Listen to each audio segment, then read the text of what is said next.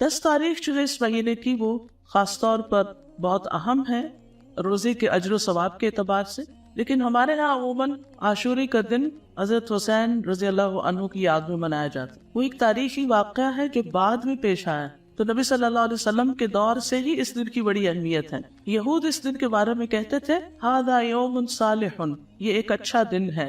बुखारी में आता है हादा यौमुन अजीमुन, ये बड़ी अजमत वाला दिन है। तो 10वीं मुहर्रम क्या है? अच्छा और अजमत वाला दिन है। ये काबा को गिलाफ पहनाने का दिन है। हजरत आयशा से रिवायत है, कहती है कि लोग रमजान के रोजे फर्ज होने से पहले आशूरा का रोजा रखा करते थे और उस रोज काबा को गिलाफ पहनाया जाता था। ये यहूद की ईद का भी दिन है। अबू मूसा से रिवायत है, उन्होंने फरमाया यहूदी आशूरा के दिन को बतौर जश्न मनाते थे। नबी सल्लल्लाहु अलैहि वसल्लम ने फरमाया तुम इस दिन रोजा रखो, क्योंकि उन्हें फिरौन से निजात मिली थी इस दिन। उसकी याद में वो इसको खुशी का दिन बनाकर मनाते थे। ये उनकी औरतों के सजने और बनने का दिन था, यानी उस दिन वो खूब तैयार होती थी क्योंकि जश्न का दिन होता था, जैसे हम लोग ईद के दिन करते हैं। अबू मूसा से रिवायत है, ये सही मुस्लिम की रिवायत है, वो कहते हैं कि अहले खैबर यौम आशूरा का रोजा रखते थे, वो इसे ईद का दिन करार देते और उस दिन अपनी औरतों को जेवरात और बेहतरीन लिबास पहनाते। तो रसूलुल्लाह सल्लल्लाहु अलैहि वसल्लम ने फरमाया तुम भी इस दिन रोजा रखा करो, यानी वो लोग ईद बनाते हैं तो तुम क्या करो? रोजा रखो। अल्लाह के रसूल सल्लल्लाहु अलैहि वसल्लम ने इसके बारे में फरमाया यकीनन आशूरा अल्लाह के दिनों में से एक दिन है, यानी खास दिनों में से। तो जो चाहे इस दिन रोजा रखे, जो चाहे छोड़ दे, यानी नफली रोजा होगा, फर्ज नहीं है।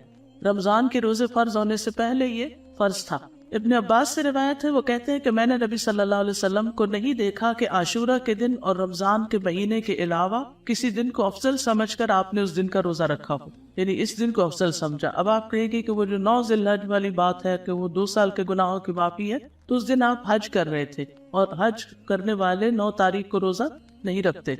ये निजात का दिन और शुक्र के रोजे के तौर पर यहूद के यहाँ मशहूर था।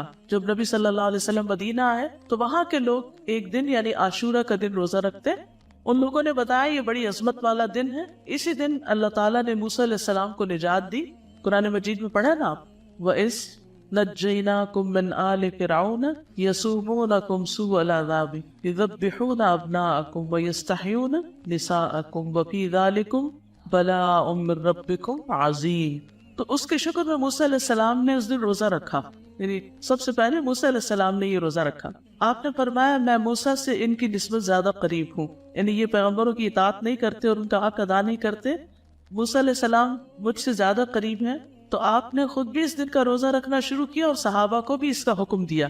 दौरे नबवी में बच्चे भी आशूरा का रोजा रखते थे, बच्चे भी रोजे रखते थे। रुबैया बिन्त मुअव्विज़ से रिवायत है कि नबी सल्लल्लाहु अलैहि वसल्लम ने आशूरा की सुबह अंसार के गांव में कहला भेजा, जिसने सुबह इस हाल में की हो कि रोजे से ना हो तो वो अपना बाकी दिन पूरा कर ले, यानी दरमियान में भी रोजे की नियत की जा सकती है नफली रोजे की। और जो शख्स रोजादार हो तो वो रोजा रखे, यानी जिसने नियत कर लिया वो पूरा करे। रुबैया कहते हैं कि इसके बाद हम लोग खुद भी रोजा रखते और अपने बच्चों से भी रखवाते।